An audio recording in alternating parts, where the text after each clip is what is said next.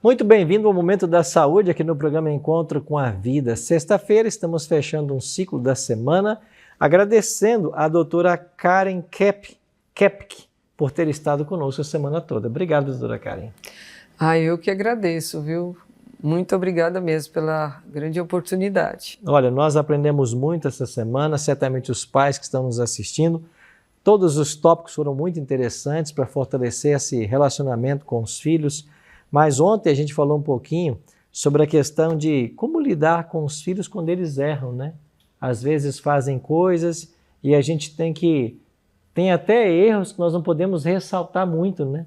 Para que ele não volte na memória da criança e ele pense naquilo novamente. Tá, mas aí a criança cometeu um erro, falhou, nós como pais temos que corrigir e às vezes a correção ela pode ser só verbal, ou quais os tipos que eu tenho de correção para reprovar a atitude de uma criança quando ele erra, para ajudá-lo?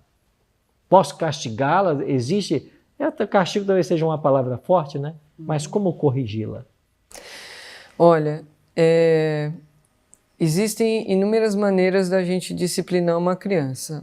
A gente pode ter uma resposta rápida para o que a gente quer, e a gente pode pensar num ciclo que demora mais, mas que tem uma resposta mais reforçadora do ponto de vista emocional e também comportamental. Porque aqui, mais ou menos nessa região aqui, né, nós temos o hipocampo, que é uma área das nossas emoções e também de armazenamento de memória.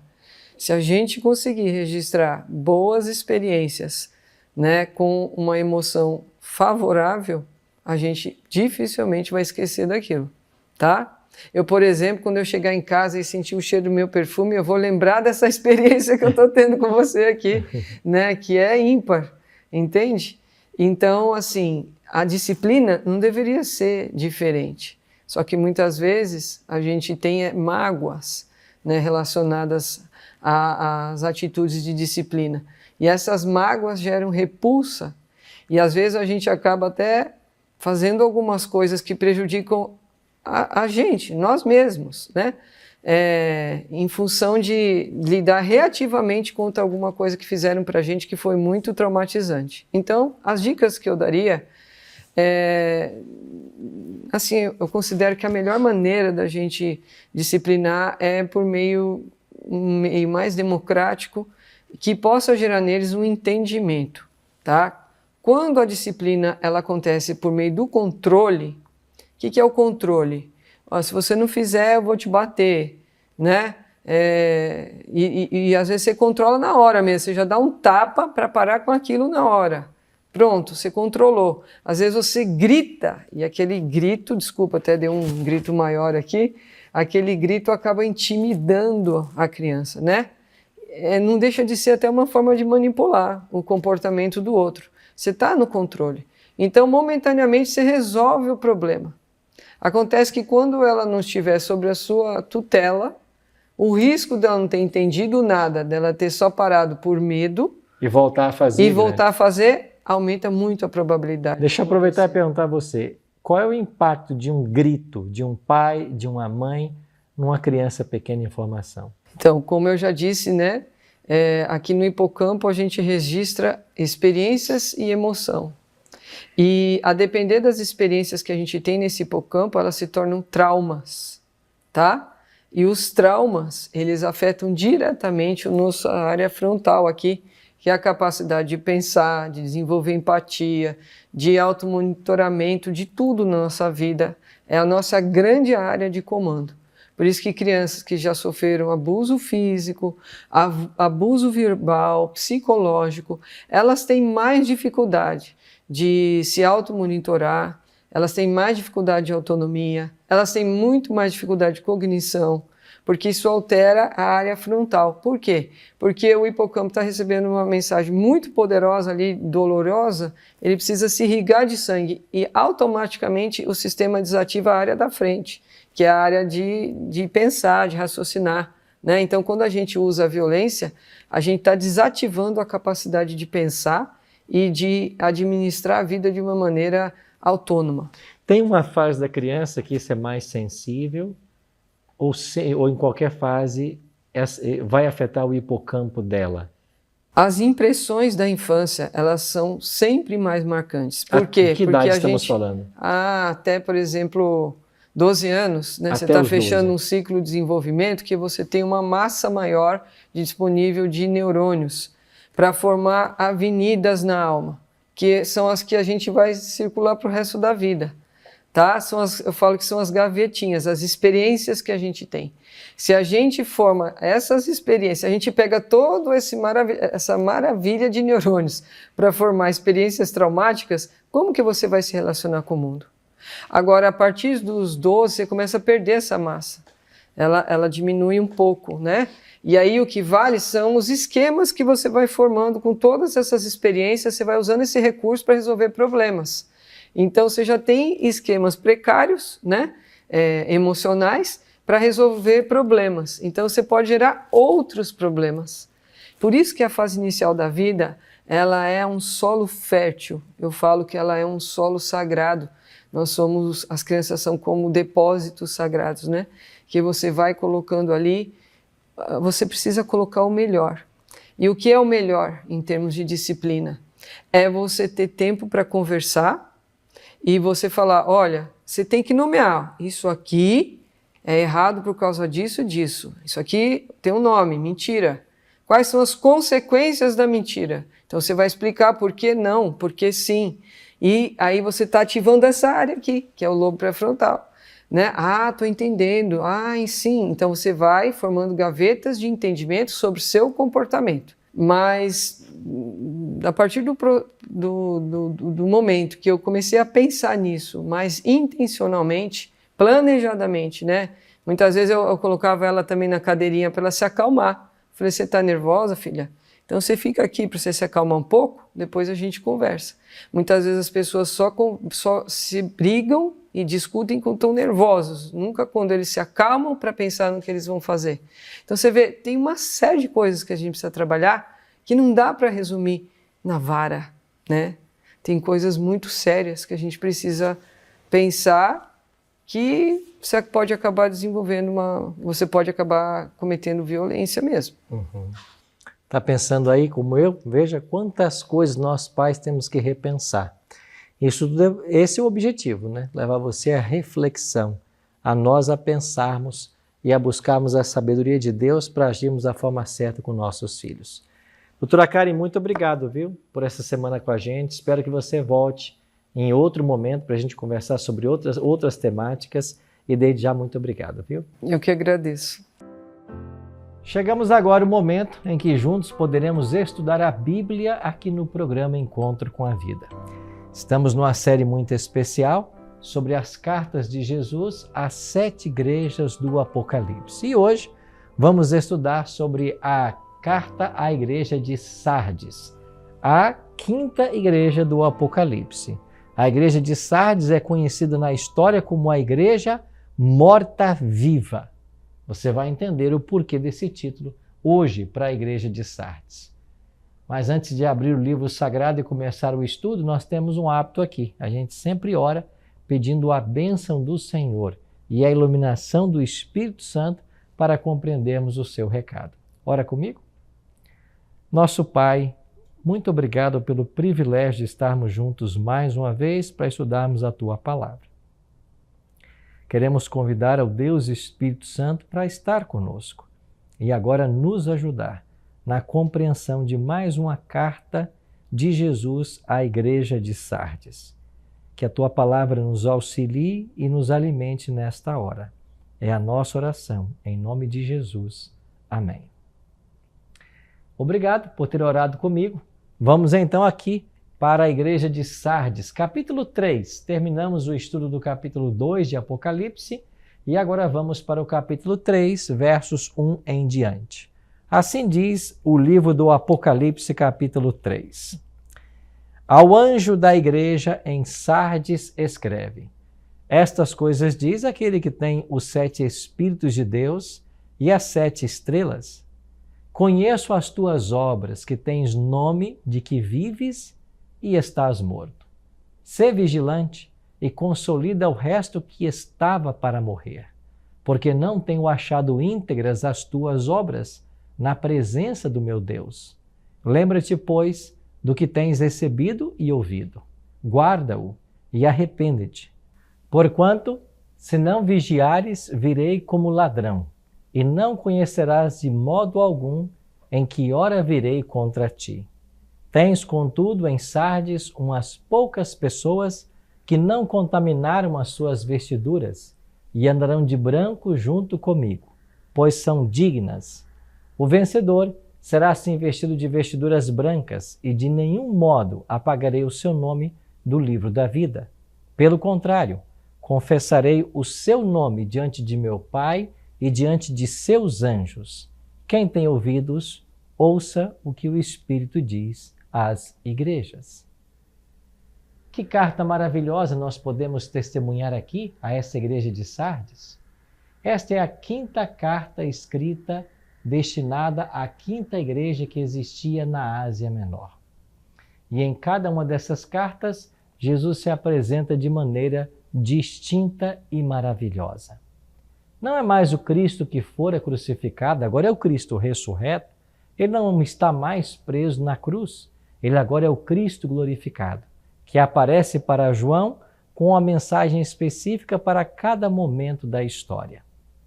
Nessas cartas dirigidas a essas igrejas, nós vemos que há uma mensagem especial para aquela época e também para nós, uma vez que ambas as épocas são dominadas pela imoralidade e pela decadência moral. Vamos relembrar o que vimos até aqui?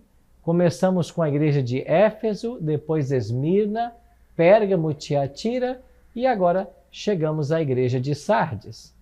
Esta igreja de Sardes representa o período da história cristã que vai do ano 1517 até 1798. Agora, quais foram os eventos que marcam o início e o fim deste período da história?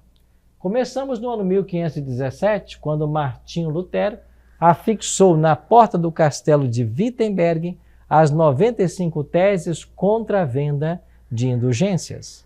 É interessante perceber que o dia 31 de outubro, quando ele fez isso, era a véspera do dia de Todos os Santos, quando Wittenberg estaria apinhada de pessoas que viriam para adorar. Foi justamente nesse contexto que Lutero fixa essas 95 teses, para que todos pudessem ler e descobrir aquilo que a palavra de Deus nos ensina e que estava sendo ignorado pela igreja de então. Logo, 1517 marca esse início. A Reforma Protestante, como ficou conhecida na história, foi a primeira ação dentro do período que culminaria em fevereiro de 1798, quando então o Papa Pio VI seria preso por ordem de Napoleão Bonaparte. Então, este período de 1260 anos foi um período marcado pelo domínio papal, começando lá em 538 e se estendendo até 1798. E ele cobre todo o período da igreja de Sardes, que, como eu disse, vai de 1517 até 1798. Assim, essa data marca o fim do período profético de Sardes. Na mensagem a esta igreja, Jesus começa dizendo: conheço as tuas obras, que tens nome de que vives e estás morto. Por que Jesus disse essas palavras? Porque eles estavam vivos fisicamente, mas mortos espiritualmente. Foi um período onde a igreja se afastou da verdade e precisava passar por um reavivamento, pois a reforma pretendeu justamente isso. Uma igreja que tem nome de que está viva, mas na verdade está morta, precisa de reavivamento. Aparentemente, estava tudo bem com a igreja, sem doutrinas estranhas, sem nicolaítas, sem seguidores de Jezabel, como vimos nas cartas anteriores. Parecia uma igreja viva e dinâmica, mas era apenas um rótulo, uma aparência. Quando Jesus analisa essa igreja, ele diz: não tenho achado íntegras as tuas obras. Ou seja, Jesus é aquele que conhece tudo o que nós fazemos. E nesse período, ele não encontrou uma igreja com obras íntegras. Você vai se lembrar que esse foi um difícil período da história. Estamos falando da Idade Média. Nesse período, a palavra de Deus foi abandonada completamente e substituída por dogmas e tradições humanos que afastavam cada vez mais as pessoas de Deus. Como vimos, a verdade precisava ser restaurada. Esse período também foi marcado por grandes e severas perseguições. Jesse Lehman, por exemplo, em seu livro, falando sobre os mártires da Idade Média, ele chega a afirmar que o número de martirizados nesse período chega a quase 150 milhões de cristãos. Ou seja, as pessoas foram perseguidas e mortas por amor à verdade. Mas a igreja institucionalizada afastou-se lentamente da verdade. E para isso, precisava então passar por um reavivamento. A forma ou a fama diante dos homens nem sempre é glória diante de Deus. A igreja estava transformada apenas em um clube. Os membros daquela igreja não promoviam o nome de Cristo, mas apenas o seu próprio nome. Honravam a Deus com os lábios, mas o seu coração estava longe de Deus, como diz o profeta Isaías. Uma igreja puramente formal. Sabe que essa é uma tentação que todos nós temos hoje? Vivemos um cristianismo de formalidades. Às vezes vamos uma vez por semana à igreja, fazemos algumas leituras, mas na prática o cristianismo se restringe a isso. Eu e você somos desafiados a termos uma postura diferente e a permitir que o conhecimento da palavra de Deus transforme a nossa vida. E esta transformação afete aqueles que estão ao nosso redor, para que eles possam conhecer também das obras do Senhor. Lutero foi o grande nome desse período. E lá em 1517, ao dar início àquilo que viria a ser conhecido como o movimento da Reforma Protestante, Lutero buscou restaurar as verdades que estavam esquecidas da Bíblia. Por todas as partes, as pessoas não estavam mais preocupadas com a religião, mas com a política. A verdadeira motivação para muitos não era reerguer as verdades de Deus, mas uma forma de buscar controlar o poder que outrora estava na mão da igreja romana. Pregavam com ardor apenas para exibir sua cultura, mas Deus quer obediência e a verdade no íntimo do nosso coração. A grande verdade é que a reforma não reformou tudo o que ela pretendia. É verdade que Lutero levantou o princípio da sola escritura e mais uma vez as escrituras foram vistas como a única norma de fé e prática, como única autoridade. Mas a reforma deixou de restaurar o princípio da tota escritura, ou seja, toda a escritura. Tudo o que a palavra ensina, não apenas uma parte, mas tudo o que a palavra ensina. Isso se deu posteriormente, especialmente com o movimento milerita, com o nascimento do adventismo, onde a igreja adventista prima hoje pela restauração de todas as verdades da Bíblia. E é por isso que nós temos até o momento 28 crenças sistematizadas. E se você quiser conhecer melhor sobre essas 28 crenças, basta acessar na internet aí no Google e colocar o livro Nisto Cremos. Esse livro apresenta tudo aquilo que os adventistas creem. E você descobrirá que a igreja adventista tem essa missão de buscar restaurar todas as verdades que estão na Bíblia. Não apenas uma ou duas, mas todas elas. E é por isso que nós temos sistematizado em nosso corpo de doutrinas essas 28 crenças. Isso começou lá. Quer dizer então que um grande reavivamento é necessário para a igreja nesse momento. E na carta, Jesus aponta 4 passos para que esse grande reavivamento possa acontecer. Se esta é a necessidade da igreja hoje, eu e você precisamos conhecer. Então vamos dar uma breve olhada nesses 4 passos que Jesus apresenta. O primeiro deles, deve haver uma volta urgente à palavra de Deus. Em Apocalipse 3:3 nós lemos: lembre-te, pois, do que tens recebido e ouvido, Guarda-o e arrepende-te. Lembre-se do que você tem recebido, do que você tem ouvido. A palavra de Deus tem sido ensinada e nós precisamos nos lembrar de tudo que ela ensina e não parte dela. Então, o primeiro passo para um sólido reavivamento é o retorno à palavra de Deus. De fato, eu não acredito em nenhum reavivamento espiritual que não seja fruto do estudo da Bíblia, pois só a Bíblia pode produzir em nós a mudança que Deus deseja operar. Você pode gastar anos e anos de sua vida com qualquer tipo de literatura, mas nenhuma tem um poder tão transformador, tão radical quanto as Escrituras Sagradas. Esse livro tem o poder de pegar um ébrio e fazer dele um responsável pai de família. Esse livro tem a capacidade de pegar alguém acostumado a furtar, roubar, trapacear e fazer dele uma pessoa honesta. Isso mesmo. Esse é o poder que emana da palavra. Então, o primeiro passo para um genuíno reavivamento é o retorno à palavra. Segundo passo, esse reavivamento deve ser acompanhado de uma volta à vigilância espiritual. Em Apocalipse 3:2 está escrito: "Sê vigilante e consolida o resto que estava para morrer." Sê vigilante. Deve haver constante vigilância. O apóstolo Pedro, é quem nos adverte, Sede sóbrios, vigilantes, porque o diabo está ao derredor, buscando alguém para devorar. Satanás, o inimigo de nossas almas, tenta justamente derrubar as pessoas pelo ponto mais fraco. É por isso que nós precisamos ser vigilantes e conhecer a nós mesmos para cuidar com os aspectos da nossa vida que podem nos levar para longe de Deus.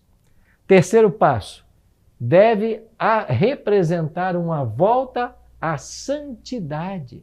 A santidade é um tema da Bíblia. Inclusive, o livro de Hebreus declara de que sem a santificação ninguém verá ao Senhor. Na carta à igreja de Sardes está escrito: "Tens, contudo, em Sardes umas poucas pessoas que não contaminaram as suas vestiduras e andarão de branco junto comigo, porque são dignas." Em todos os períodos da história, Deus teve um povo fiel. No tempo de Sardes, ele diz: "Tens, contudo, alguns que não contaminaram suas vestiduras." Ou seja, permaneceram leais ao Senhor. Por isso vão andar junto com Ele. Então, esta lealdade, esta santidade aos reclames da palavra de Deus é um ingrediente para a reforma. E, finalmente, devemos ir através de Cristo. Em Apocalipse 3:1 é dito: "A estas coisas diz aquele que tem os 7 Espíritos de Deus e as 7 estrelas." Nós só podemos ir a Deus através de Cristo. Cristo, com sua morte, ressurreição e mediação no santuário celestial, ele é agora a ponte que nos liga de volta ao Pai. A ponte sobre o abismo que o pecado gerou. Unicamente Cristo pode nos conduzir, nos reconectar ao Pai e produzir em nossa vida esse genuíno reavivamento. É por isso que Jesus é o agente do reavivamento, porque ele conhece o estado da igreja. Mais que isso, ele conhece a nossa vida, nosso passado, nossos atos, nossas motivações, nossos pensamentos. Ele também é o dono da igreja. Ele tem as 7 estrelas em suas mãos. As estrelas são os anjos das igrejas que estão nas mãos de Cristo. A igreja pertence a Jesus, ele a controla, ele tem o poder de restaurá-la por completo. Então nós aprendemos que Jesus é aquele que conhece a igreja e conhece cada membro dentro da igreja. A única forma que nós temos para voltarmos a uma igreja reavivada, como pretendia Lutero, é darmos esses passos. E é claro que esses passos passa pelo conhecimento da palavra e pela vivência de seus ensinos. Porque hoje muitos querem conhecer a palavra, mas quando descobrem o preço que tem que se pagar pela obediência, nem todos estão dispostos a levar esta vida de santidade. E aqui está um grave problema. Se nós não estamos dispostos a nos sacrificar no altar do Senhor, como alcançaremos a santidade que Ele pretende para todos nós? A palavra de Deus é clara em ensinar que nós devemos buscar a semelhança com Cristo, buscar andar nos caminhos dele, buscar praticar aquilo que ele praticava. E isso só pode ser feito quando nós vivemos coerentemente o que esse livro ensina para todos nós. Por isso, meus amigos, essa carta à igreja de Sardes tem um recado todo especial para mim e para você hoje. Primeiro é que ele nos conhece. Conhece-nos individualmente.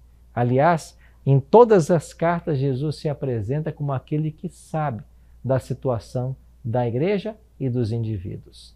A igreja de Sardes, ela vivia do seu formalismo, da sua aparência, mas faltava santidade em sua essência.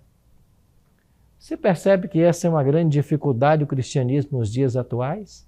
Nós temos muita forma e pouca essência. Nós temos muito do culto da aparência, mas da vivência na prática, muito pouco.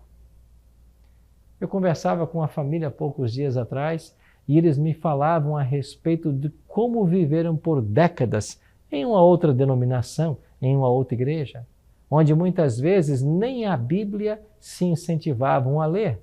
E aqueles que levavam ainda a Bíblia para a igreja não tinham a oportunidade de conhecer os seus temas, porque dependia completamente de revelações que seriam feitas através de algumas pessoas líderes da igreja.